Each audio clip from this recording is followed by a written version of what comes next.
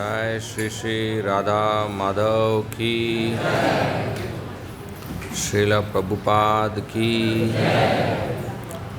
ओम नमो भगवते वासुदेवाय।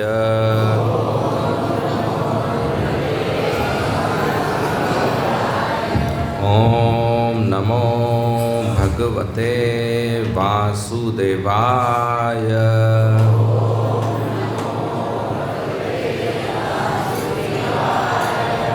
ओम नमो भगवते वासुदेवाय।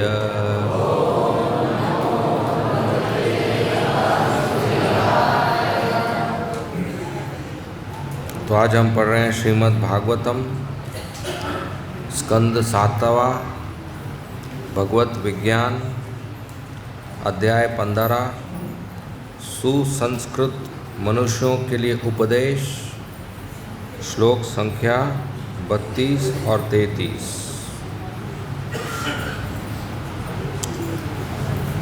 अच्छा, तो हम रिसाइट करेंगे 33, दोनों रिसाइट करना है। 33 रिसाइट करेंगे, मैं 32 पढ़ लूँगा। प्राणपानौ सनिरुन्ध्यात् पूरकुम्भकरे चकै यावन्मनस्त्यजेत् कामान् स्वनासाग्र निरीक्षणा। अभी हम 33 रिसाइट करेंगे, तो आप लोग पीछे बोल सकते हैं।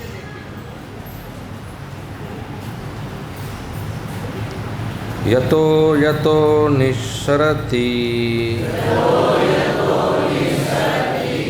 मन काम हतं भ्रमत्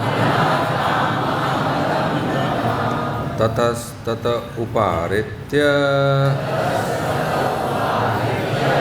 हृदि रुन्ध्याच्छनेर्बुध। यतो यतो निसरति मन काम हतं भ्रमत् ततस्तत उपारित्य हृदि रुन्ध्याच्छनेर्बुध। यतो यतो निसरति मन काम हतं भ्रमत् ततस्तत उपारित्य हृदि रुन्ध्याच्छनेर्बुध।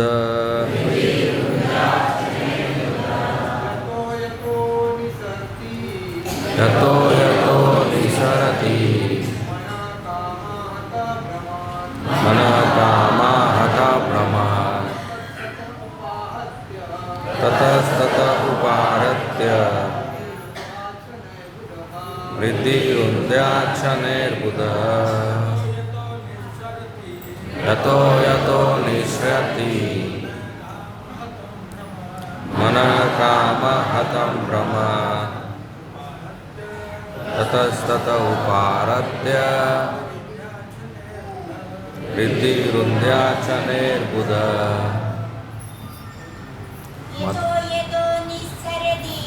यतो यतो निसरति मन काम हतं भ्रमत् ततस्तत उपारित्य हृदि रुन्ध्याच्छनेर्बुध। यतो यतो निसरति मन काम हतं भ्रमत् ततस्तत उपारित्य हृदि रुन्ध्याच्छनेर्बुध। यतो यतो निसरति कामते हस्ते ततस्तत उपारित्य हृदि रुन्ध्याच्छनेर्बुध।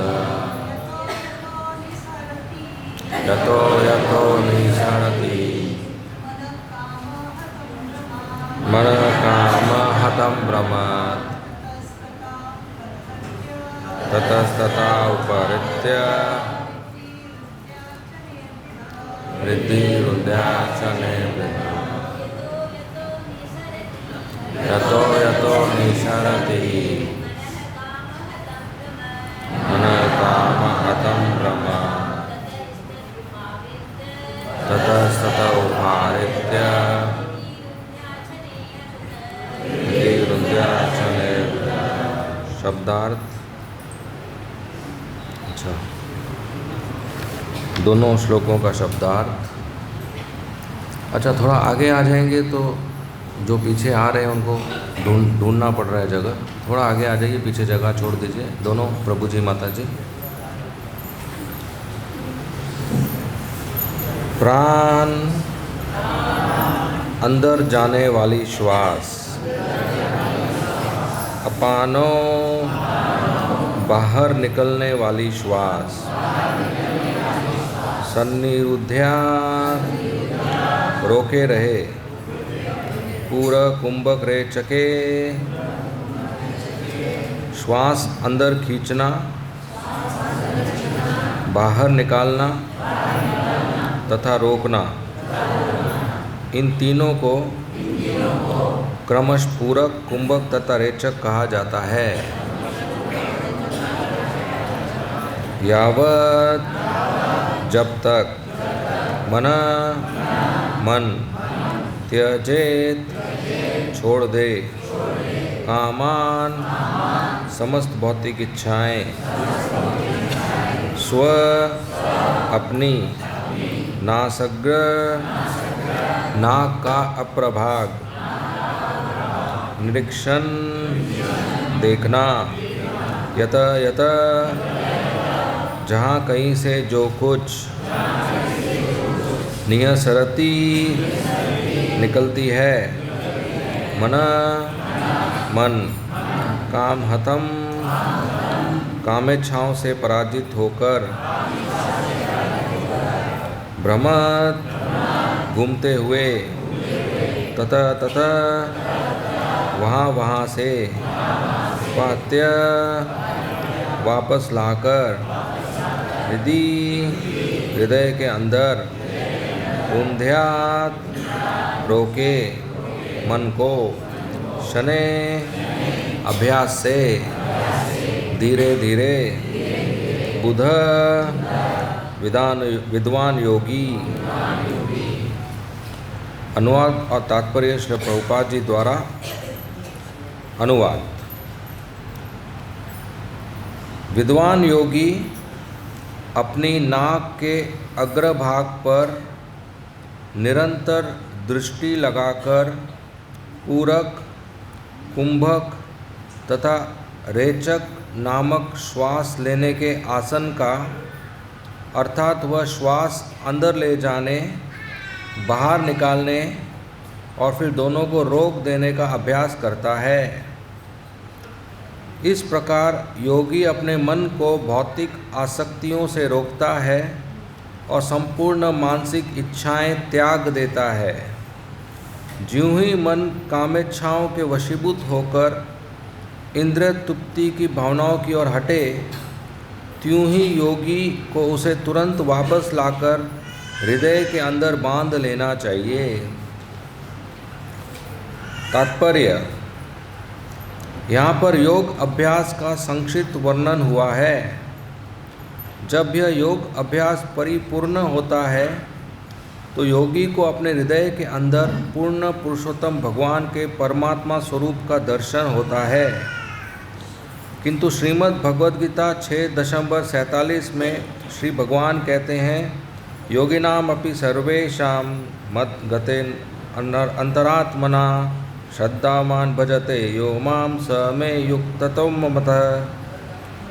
योगियों में से जो योगी अत्यंत श्रद्धापूर्वक मुझ में अटल हो जाता है और दिव्य प्रेमा भक्ति से मेरी पूजा करता है, वह योग में मुझसे घनिष्ठता पूर्वक बंध जाता है और वह सर्वश्रेष्ठ है। भक्त तुरंत ही पूर्ण योगी बन सकता है क्योंकि वह अपने हृदय में सदैव भगवान श्री कृष्ण को धारण करते हुए अभ्यास करता है। योग अभ्यास की अन्य विधि श्री भगवान कहते हैं, मनमना भव मद्भक्तो मध्याजी माम नमस्कुरु।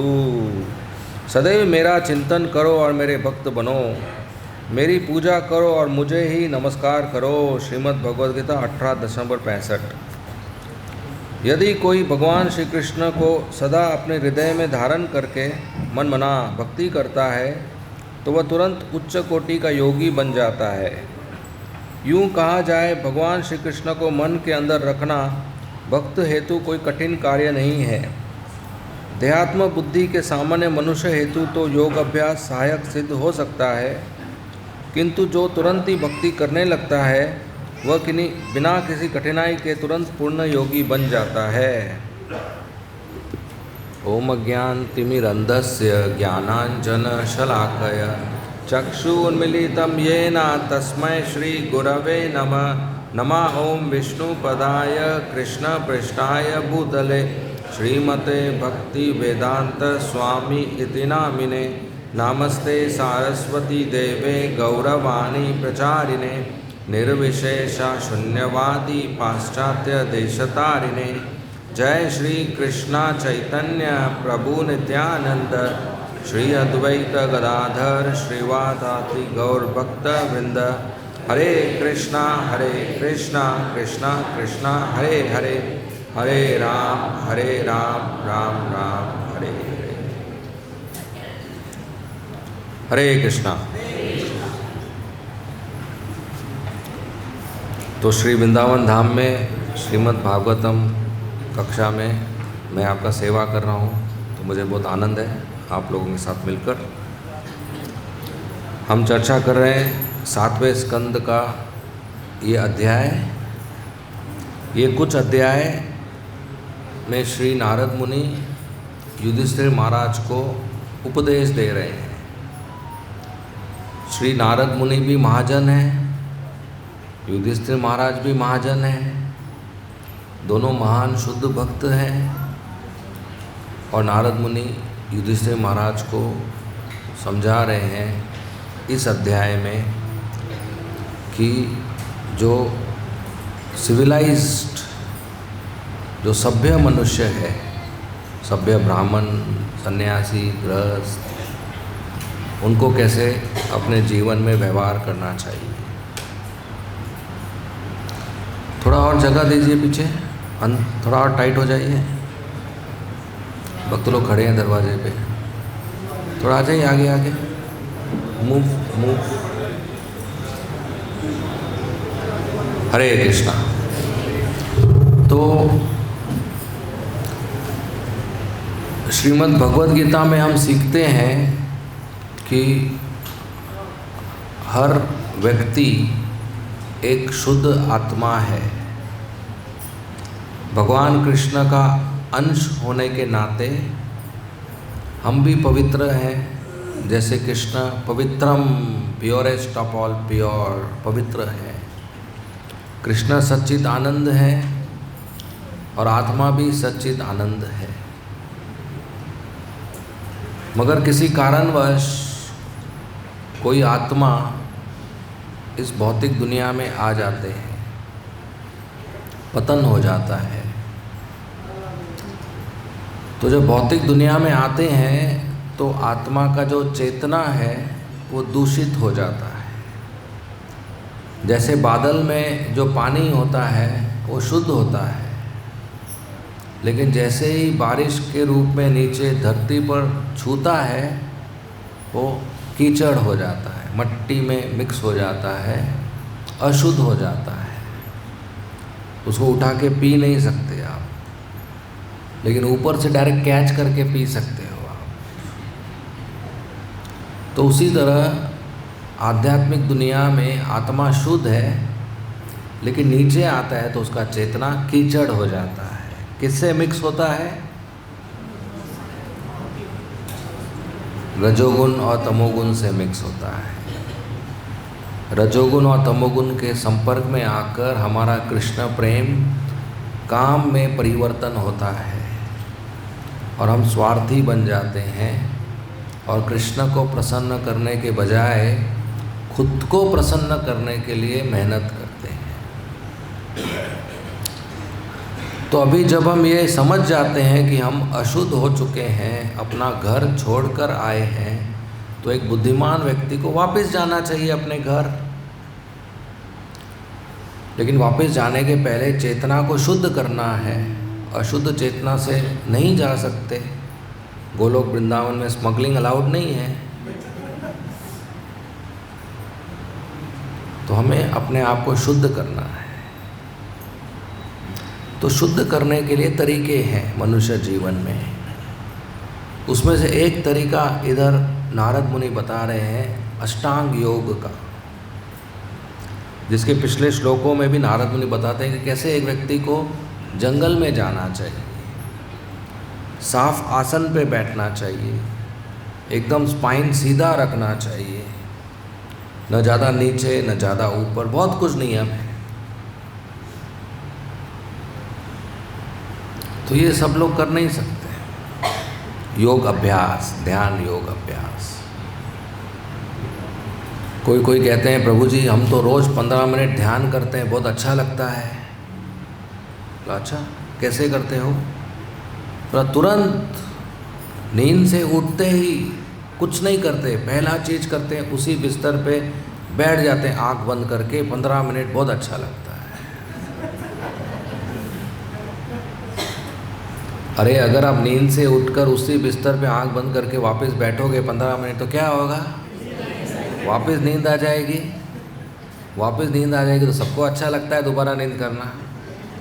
उसको थोड़ी ध्यान कहते हो। ध्यान तो जंगल में जाकर होता है, डिस्ट्रैक्शन फ्री।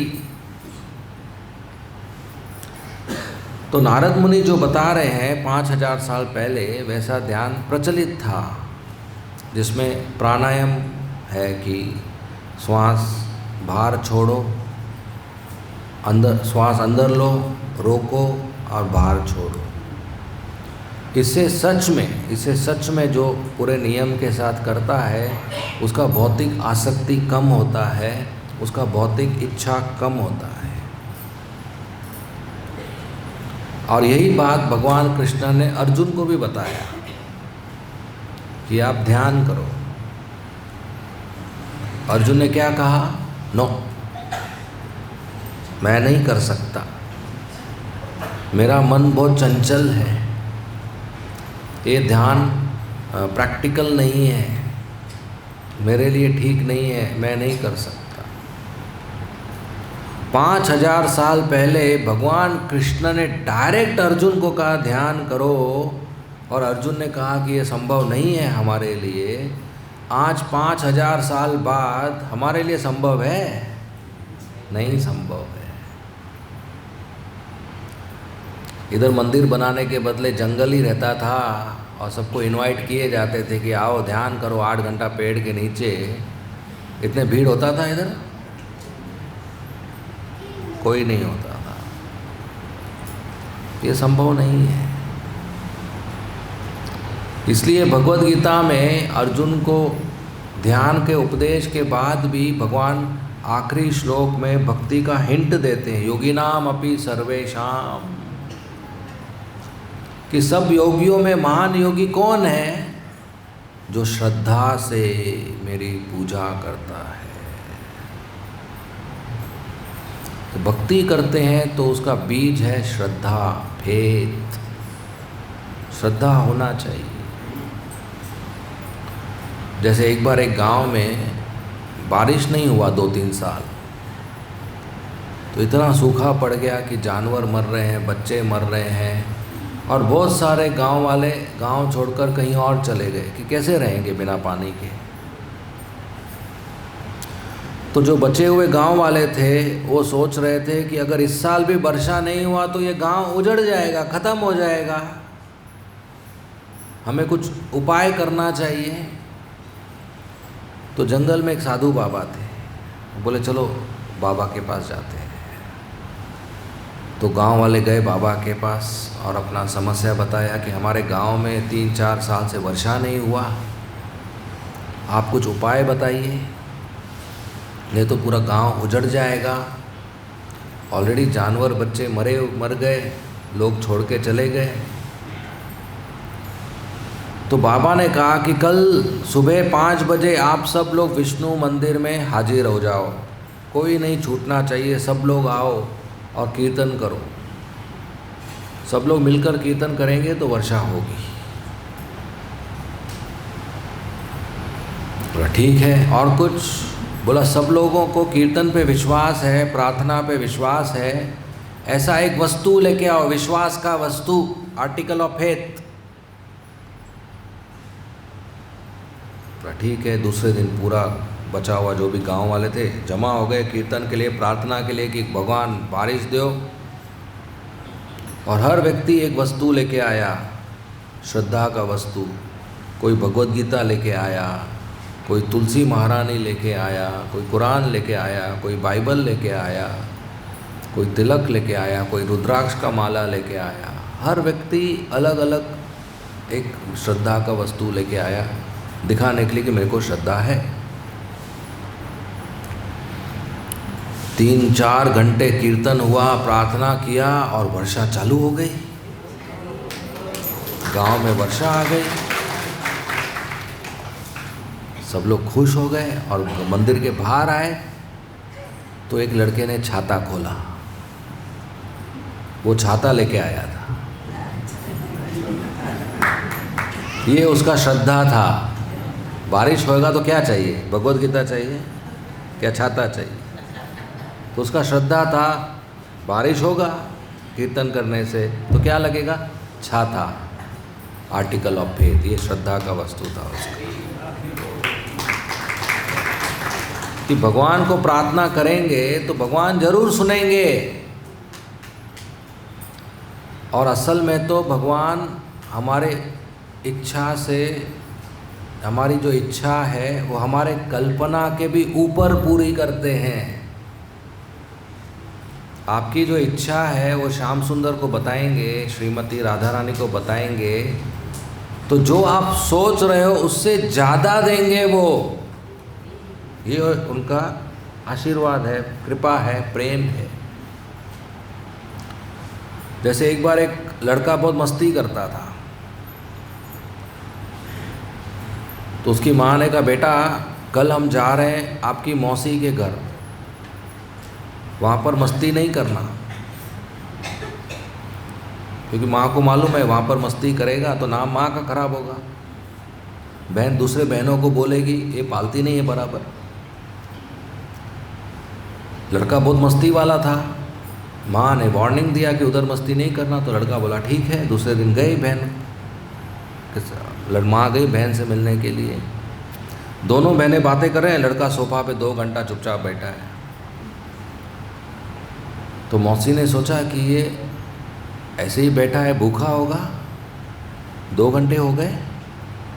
मौसी ने एक बड़ा डब्बा चॉकलेट का लाया, बोला बेटा चॉकलेट खाओ। लड़के ने कहा नहीं चाहिए। अभी लड़के का चॉकलेट फेवरेट था, बोला नहीं चाहिए। बोला बेटा भूख लगा होगा, चॉकलेट खाओ। बोला नहीं चाहिए। बेटा बच्चों को तो चॉकलेट पसंद है, खाओ। बोला नहीं चाहिए। बेटा मैं बोल रही हूँ एक तो लो। नहीं चाहिए। 10 बार मौसी ने बोला, नहीं लिया। इनका बातचीत चलता रहा। अभी बहनों का बात बंद होता है क्या? 3-4 घंटा हो गया। और जब बात बंद होता है तो कैसे बंद होता है मालूम है? ठीक है बाकी बातें फ़ोन पे कर लेंगे।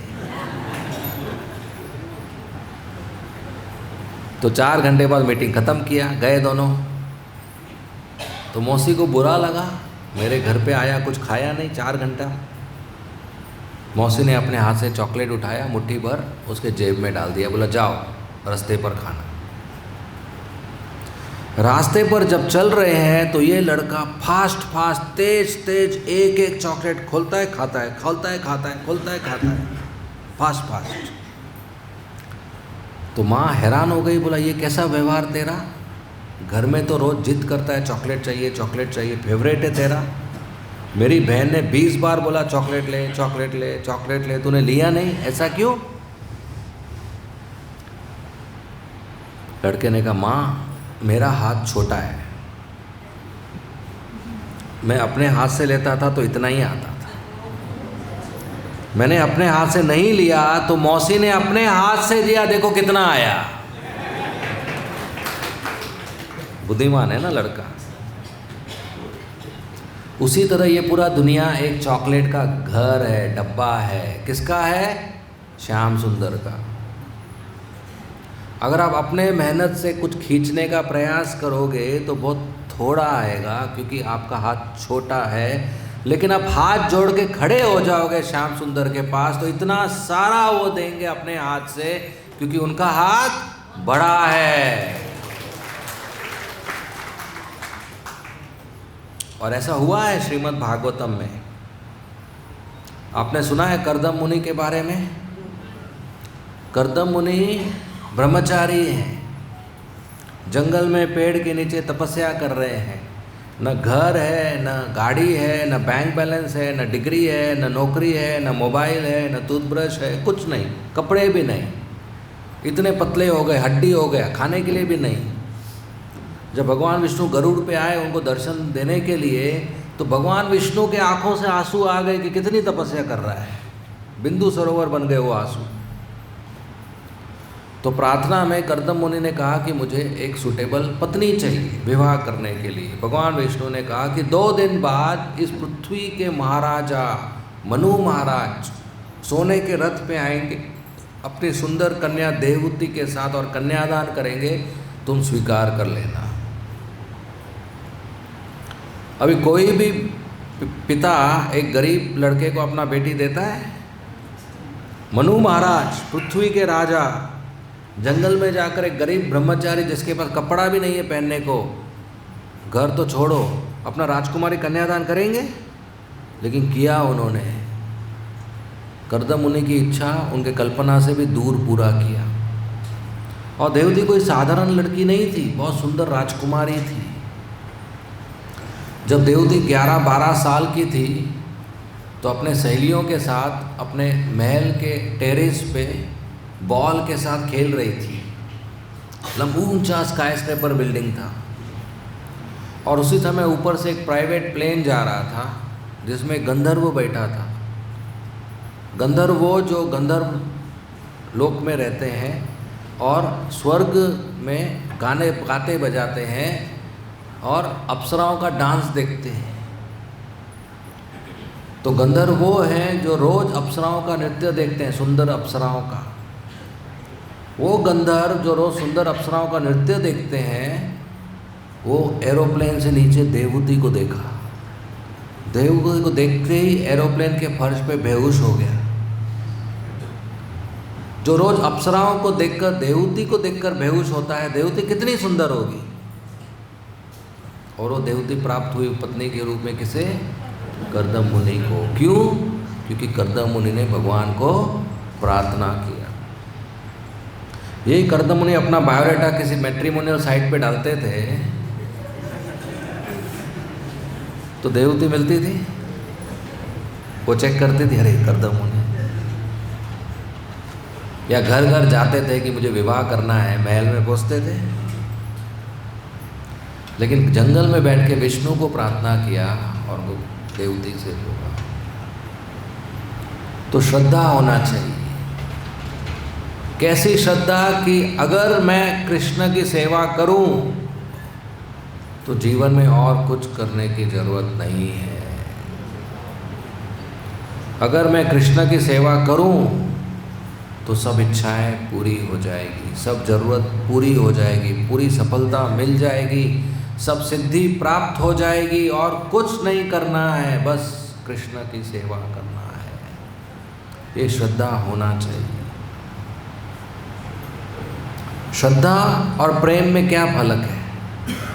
श्रद्धा और प्रेम एक ही चीज़ है। जो श्रद्धा है वो बीज है और जो प्रेम है वो फल है।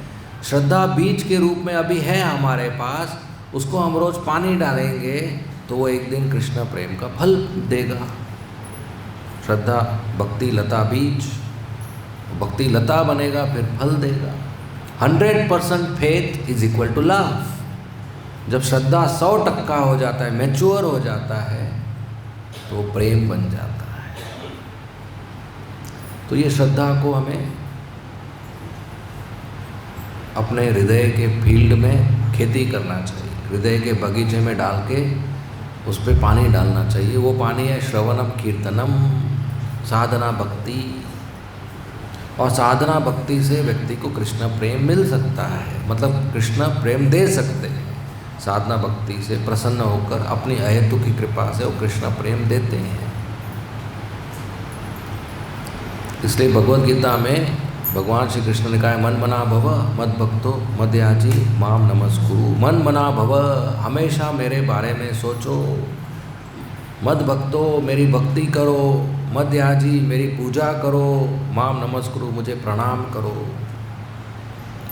मन मना भव, हमेशा मेरे बारे में सोचो, 24 घंटा मेरा चिंतन करो। ये बहुत अच्छी बात है, लेकिन ये आसान बात नहीं है। कृष्ण का चिंतन करना आसान है, 24 घंटा करना बहुत मुश्किल है, क्योंकि मन काबू में नहीं रहता है 24 घंटा। इसको रागानुगा भक्ति कहते हैं कि 24 घंटा कृष्ण का चिंतन कर पाए। जैसे उद्धव, गोपियाँ। उद्धव जब 5 साल के थे तो अपने घर के दरवाजे के किनारे बैठे थे, कृष्ण के बारे में चिंतन कर रहे थे। 5 साल का लड़का। और उनकी माता आई, बोला, उद्धव बेटा आओ, नाश्ता तैयार है। और उद्धव गया। जब गया तब लंच का टाइम हो गया। पता ही नहीं चला उसको बैठे बैठे कि इतना टाइम हो गया, 6 घंटा हो गया। सोच रहा था कृष्ण के बारे में। मन मना भव, हमेशा कृष्ण का चिंतन। तो कृष्ण को मालूम है सब लोग ये नहीं करेंगे, कर नहीं पाएंगे, इसलिए नेक्स्ट ऑप्शन दिया, मद भक्तो, मेरी भक्ति करो। यह है साधना भक्ति कि नियम के अनुसार, गुरु की आज्ञा के अनुसार भक्ति करो। नियम क्या है? सुबह उठकर नहाओ, तिलक लगाओ, साफ कपड़े पहनो, मंगल आरती में भाग लो, नरसिंह आरती, तुलसी आरती में भाग लो, 16 माला बैठकर माला के ऊपर भक्तों के साथ हरे कृष्णा कृष्णा कृष्णा हरे हरे, हरे राम राम राम हरे हरे।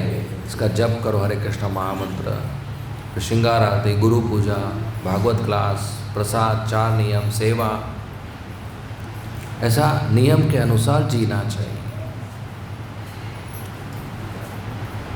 एक गंधर्व लोक में बहुत मशहूर गंधर्व थे, उनका नाम था उपबर्हन। उपबर्हन। गंधर्व लोक में सभी गंधर्व सुंदर हैं, अच्छा गाते हैं, अच्छा बजाते हैं। उनमें उपबर्हन सेलिब्रिटी था, मतलब बहुत ज़्यादा सुंदर था, बहुत अच्छा गाता था, बहुत अच्छा बजाता, सेलिब्रिटी था। तो हमेशा अच्छा कलरफुल कपड़े पहनता था, अच्छे गहने पहनता था, अच्छा माला पहनता था, पान चबाता था, बहुत हैंडसम दिखाई देता था। तो उसके बहुत सारे फैन फॉलोइंग थे जो उसको पसंद करते थे, और उसमें बहुत सारी सुंदर स्त्रियां थी, हमेशा उसके आजू बाजू बातचीत करती थी, हंसती थी, मजाक करती थी। तो उपबर्हन के मन में बहुत काम हो गया था स्त्रियों के संग में रहकर। तो एक दिन देवताओं ने एक प्रोग्राम किया, अखंड हरिनाम संकीर्तन। 24 घंटा हम कृष्ण का कीर्तन करेंगे, जिसको आजकल हम कीर्तन मेला कहते हैं। अखंड हरिनाम संकीर्तन, जो आपके मंदिर में रोज कीर्तन मेला होता है, राइट? रोज ही कीर्तन होता है 24 घंटा। तो प्रजापति जो थे सीनियर देवता, उन्होंने ये प्रोग्राम आयोजन किया कीर्तन मेला का, और उन्होंने उपबर्हन को भी न्योता दिया कि आप भी आओ, थोड़ा कीर्तन करो, आप अच्छा गाते हो। तो उपबर्हन आया, एकदम फर्स्ट क्लास दिन चैक कपड़े पहन के एकदम रंग बिरंगी रहते हैं ना। कुछ कीर्तन में आनंद आता है उनको, रंग बिरंगे कपड़े पहनते हैं और अच्छा माला, अच्छा गहना। और बहुत सारे स्त्रियों के साथ आया, हंसती हंसी मजाक में, मजाक करते करते, और आके बैठा। और स्त्रियाँ थोड़ा नज़दीक बैठे स्टेज के, हरि बोल करने के लिए। और उस स्त्रियों को खुश करने के लिए उपबर्हन कृष्ण के कीर्तन के बजाय देवताओं का गाना गाने लगा, देवताओं को गुणगान करने लगा। तो प्रजापति लोग बहुत गुस्सा हो गए, क्रोधित हो गए कि ये तो अपराध है। पहला अपराध है कि एक कीर्तन कार्यक्रम में आया स्त्रियों के साथ। कीर्तन कार्यक्रम, सत्संग कार्यक्रम में जैसे हमारे मंदिर में एटिकेट है कि पति पत्नी भी आते हैं तो अलग अलग बैठते हैं, ये तो दूसरे के साथ आया, दूसरे स्त्रियों के साथ आया। और दूसरा बड़ा अपराध किया, कृष्ण का कीर्तन करने के बजाय, कृष्ण का गुणगान करने के बजाय देवताओं का गुणगान। कीर्तन जो शब्द है वो सिर्फ कृष्ण के लिए होता है, कृष्ण कीर्तन। और कोई देवी कीर्तन, शिव कीर्तन, ये गलत है। जयंती जो शब्द है वो सिर्फ कृष्ण के लिए होता है, श्री कृष्ण जयंती। बाकी जो भी जयंती वो गलत शब्द है, वो इस्तेमाल नहीं करना चाहिए। भक्ति जो शब्द है सिर्फ कृष्ण के लिए होता है, देश भक्ति, ये गलत शब्द है, ये ठीक नहीं है। तो प्रजापति लोग क्रोध होकर उसको श्राप दे दिया कि तुम्हारा पतन हो जाएगा, तुम शूद्र परिवार में बहुत दुख में पैदा हो और पृथ्वी के ऊपर। और उसका पतन हो गया, वो शूद्र परिवार में पैदा हुआ, माँ थी, ये बच्चा था, और घर में कोई नहीं, पिता भी नहीं था। माँ को मालूम ही नहीं पिता कौन है, बहुत गरीब थी, घर घर जाकर काम करके अपने बेटे को पालती थी मुश्किल से। अभी उपबर्हन शूद्र परिवार में आया, छोटा जब 5 साल का था तो 4 शुद्ध भक्त, भक्ति वेदांता माँ के पास आए, बोले अभी बारिश का समय है, चतुर्मास्य का समय है, हम यात्रा नहीं कर सकते, क्या 4 महीने आपके इधर रुक सकते हैं? तो माँ ने कहा ठीक है, रुक जाइए, अतिथि देवो भव। देखिए कल्चर कैसा है, अतिथि देवो भव। पहले तो लिखते थे घर के बाहर, अतिथि देवो भव। अतिथि, तिथि मतलब तारीख, अतिथि जो बिना बता के आ जाए अचानक, वो देवतुल्य। क्यों? क्योंकि जो बिना बता के आ गया उसके लिए तो कुकिंग किया नहीं है, बिना बता के आया, कुकिंग तो खुद के लिए किया है, तो खुद का उसको देना पड़ेगा। ये सबसे बड़ा त्याग माना जाता है गृहस्थ आश्रम में, क्योंकि हम कमाते ही खाने के लिए हैं और अचानक अपना खाना किसी और को दे दे, पता नहीं उसको प्रेम करते हैं हम नहीं करते हैं, फिर भी देना है, अचानक आ गया अतिथि, या आधा आधा करना पड़ेगा। अतिथि देवो भव। पहले ये होटल वगैरह नहीं होते थे गाँव में, कोई यात्री एक गांव में आता था, खुशी खुशी कोई भी एक प्लेट खाना दे देता था, एक चारपाई दे देता था, वो सो जाता था, नदी में नहाता था, अगले गांव चला जाता था। होटल गेस्ट हाउस होते ही नहीं थे। फिर ज़माना बदल गया, अतिथि देवो भव लिखना बंद हो गया, फिर लिखते हैं सुस्वागतम, वो भी नीचे मैट के ऊपर, सुस्वागतम, वेलकम। फिर वो भी बंद हो गया, फिर लिखने लगे शुभ लाभ, कि जो आए वो शुभ हो और लाभ हो, गिफ्ट लेके आए।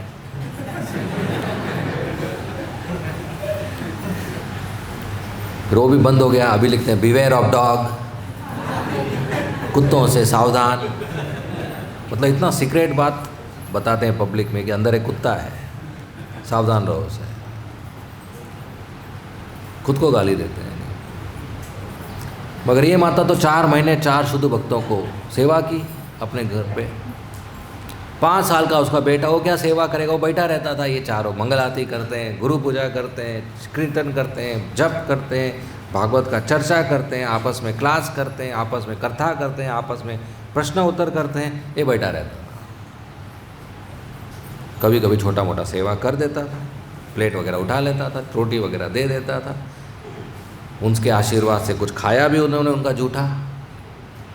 और ये जाते जाते इसको आशीर्वाद दे के गए। इसका तो मन ही परिवर्तन हो गया 4 महीने में। अभी खेल में रुचि नहीं उसको, वीडियो गेम में रुचि नहीं उसको। एक दिन माँ गई दूध निकालने के लिए गाय का शाम को अंधेरे में, और एक सांप ने माँ को डस लिया, माँ मर गई। लड़का अकेला क्या करे, लाश के सामने रोए चिल्लाए। वो हाथ जोड़कर बोला, थैंक यू कृष्णा, मेरा आखिरी आसक्ति भी निकाल दिया। कौन ऐसा सोच सकता है 5 साल का लड़का। ये आशीर्वाद मिला उसको, मेरा आखिरी आसक्ति निकाल दिया। और वो सीधा बहुत घने जंगल में चला गया, नदी का पानी पिया, जैसे 4 शुद्ध भक्त ने सिखाया था वैसे भगवान का नाम लिया, भगवान का ध्यान किया, और भगवान विष्णु ने दर्शन दिया उसको हृदय में। एकदम खुश हो गया। थोड़ी देर बाद दर्शन बंद हो गया, फिर कोशिश किया नहीं हुआ, बार बार कोशिश किया नहीं हुआ, हताश हो गया कि आवाज़ आया, भगवान विष्णु ने बातचीत किया।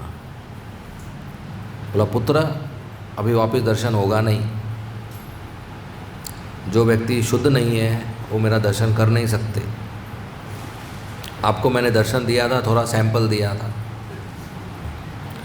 अभी मेहनत करना होगा, वो फ्री वाला था। अभी आप अपना भक्ति करो, हम अगले जन्म मिलेंगे। और वो लड़का भक्ति करने लगा, रोज हरि नाम करने लगा, हरे कृष्णा कृष्णा कृष्णा हरे हरे, हरे राम राम राम हरे। उनका अगला जन्म बना नारद मुनि, ब्रह्मा के पुत्र, जो गंधर्व उपबरहन है, कामी था, श्राप मिला, शूद्र परिवार में आया, लेकिन भक्ति किया, साधना भक्ति, शुद्ध भक्तों के संग में, और उसको कृष्ण प्रेम मिल गया। आज नारद मुनि इतने स्वतंत्र हैं कि कहीं भी जा सकते हैं, वैकुंठ भी जा सकते हैं, नारायण से मिलके वापस नीचे आ सकते हैं, किसी भी देश, किसी भी शहर, किसी भी लोग जा सकते हैं। न पासपोर्ट चाहिए, न वीज़ा चाहिए, न टिकट चाहिए, कहीं भी जा सकते। तो साधना भक्ति से नारद मुनि ने अपने जीवन का उदाहरण दिया है कि साधना भक्ति से सफलता मिल सकती है। मत भक्तो मत याजी, मेरी पूजा करो, माम नमस्कुरु, मुझे दंडवत प्रणाम करो। भगवान खुद बोलते हैं ये करो। तो हमें अपना साधना भक्ति बहुत अच्छी तरह करना चाहिए। रोज़ फुल मॉर्निंग प्रोग्राम करना चाहिए, भागवत पढ़ना चाहिए, सुनना चाहिए, और बहुत ध्यानपूर्वक बिना अपराध अपना जप करना चाहिए, बोलना चाहिए, सुनना चाहिए। हरे कृष्णा कृष्णा कृष्णा हरे हरे, हरे राम राम राम हरे। बोलिए और सुनिए, बोलिए और सुनिए। मुंह से हरिनाम कान में जाता है, कान से हृदय में जाता है, और हृदय में आत्मा जागृत हो जाती है कि yes I am servant of Krishna, मैं कृष्ण का दास हूँ। ये सिर्फ हरे कृष्णा महामंत्र से संभव है, दिव्य वाणी से संभव है, भागवत से संभव है। इसके लिए कलयुग में सबसे ज़्यादा जरूरी है श्रवणम, सुनना, फिर कीर्तनम, फिर जप करना, बोलना, भगवान का गुणगान गाना। श्रवणम और कीर्तनम बहुत ज़रूरी है कलयुग। कभी इसको छोड़ना नहीं चाहिए। जीवन में कोई भी समस्या आ गई या भक्ति में कोई कमजोरी आ गई तो समझ जाना चाहिए हमारा भजन में कमजोरी है, भजन को सुधारना चाहिए, श्रवण कीर्तन को सुधारना चाहिए। कोई समस्या हो गई, मन में तनाव हो गया या दुखी हो गया, उठा के भागवत पढ़ लो, एक्स्ट्रा पन्ने हैं, 20, 25, 40, 50 पन्ने पढ़ लो, देखो सब ठीक हो जाएगा। उठा के माला कर लो, 16 माला एक्स्ट्रा, 10 माला एक्स्ट्रा, सब ठीक हो जाएगा। कोई भी तकलीफ हो गई, भागवत और हरिनाम का सहारा लेना चाहिए। कोई वृंदावन में रहकर कोई भौतिक हल नहीं ढूंढना चाहिए उसका।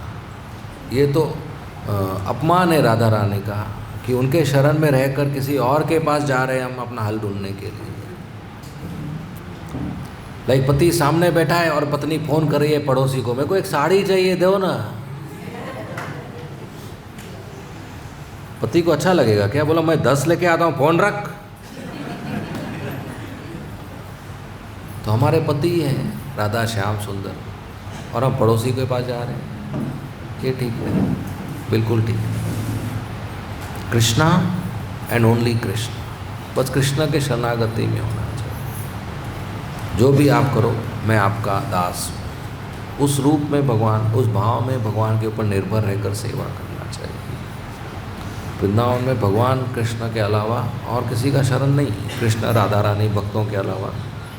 तो श्रील प्रभुपाद जी ने इतना अच्छा मंदिर बनाया इधर, श्री कृष्ण बलराम मंदिर, और पूरे दुनिया को वृंदावन दे दिया। आज पूरी दुनिया इधर आ रही है क्योंकि प्रभुपाद जी ने ये मंदिर बनाया, कृष्ण भावना में फैलाया। तो हम लोग बहुत भाग्यशाली हैं कि श्री प्रभुपाद जी के भक्तों के संपर्क में आए, वृंदावन में आए, या वृंदावन वास कर रहे हैं, या बार बार आ रहे हैं। तो हमें बहुत ही अच्छी तरह भक्ति करना चाहिए कि ये जन्म आखिरी जन्म, वापस भगवत धाम जाएं, वापस पैदा नहीं हो इस दुनिया में। तो बहुत ही सीरियसली और सिंसियरली और स्ट्रिक्टली, गंभीरता से, ध्यानपूर्वक अपना साधना करना चाहिए। ठीक है, धन्यवाद। श्रीमद् भागवतम की जय, श्रील प्रभुपाद की जय। हरे कृष्णा। किसी को कोई प्रश्न है तो वो पूछ सकते हैं। हाँ जी, माइक में बोलिए, माइक दीजिए।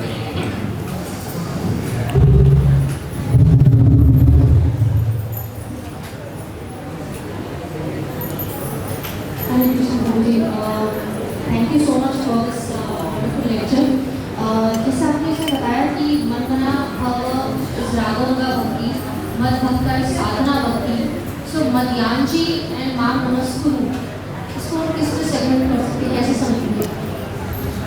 मध्याजी और माम नमस्कुरु भी साधना में आता है, लेकिन जो पूरा साधना नहीं करते हैं, भगवान कहते हैं चलो पूरा साधना भक्ति नहीं करते हैं, मध्याजी कम से कम मेरी पूजा तो करो, मुझे अगरबत्ती दिया तो दो।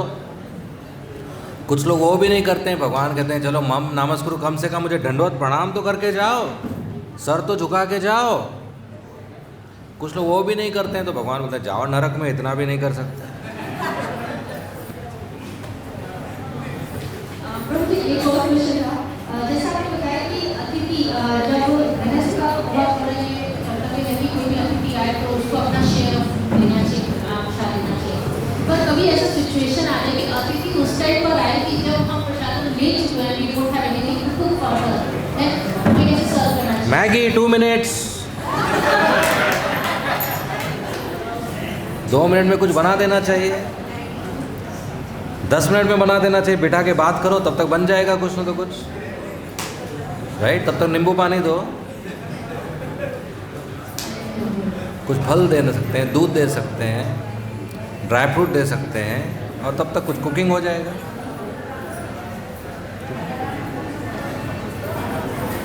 मैगी मत दो, मज़ा किया मैं। और कोई प्रश्न?